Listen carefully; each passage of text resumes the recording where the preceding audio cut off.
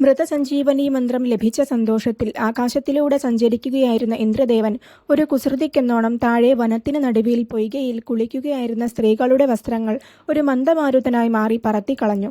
ശുക്രാചാര്യപുത്രി ദേവയാനിയും അസുരരാജൻ വൃഷപർവാവിൻ്റെയും മകൾ ശർമ്മിഷ്ഠയും 1000 തോഴിമാരുമായിരുന്നു അത്. ആരെങ്കിലും വന്നാലോ എന്ന ഭയത്താൽ അവർ ഉടനെ തന്നെ കരയ്ക്ക് കയറി കയ്യിൽ കിട്ടിയ വസ്ത്രങ്ങൾ ധരിച്ചു. ശർമ്മിഷ്ഠ ധരിച്ച വസ്ത്രങ്ങൾ ദേവയാനിയുടേതായിരുന്നു. കോപിഷ്ഠയായ ദേവയാനി ശർമ്മിഷ്ഠയെ ശകാരിച്ചു.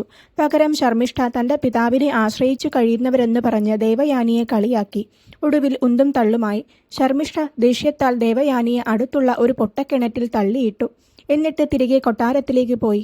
ആ വഴി വന്ന നഹുഷ രാജാവിൻ്റെ മകൻ യയാതി കിണറ്റിൽ നിന്നും ഒരു സ്ത്രീയുടെ രോദനം കേട്ട് അവളെ രക്ഷപ്പെടുത്തി.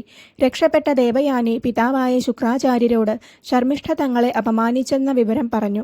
വൃഷപർവാവിൻ്റെ രാജ്യം ഉപേക്ഷിച്ചു പോകാൻ നിർബന്ധിച്ചു.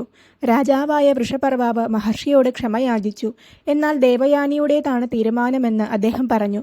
ദേവയാനി രാജാവിൻ്റെ ക്ഷമ സ്വീകരിച്ചില്ല. പകരം ശർമ്മിഷ്ഠ തൻ്റെ ദാസിയാകണമെന്നാവശ്യപ്പെട്ടു. പിതാവിൻ്റെ അഭിമാനം കാക്കാൻ രാജപുത്രി അതിന് സമ്മതിച്ചു.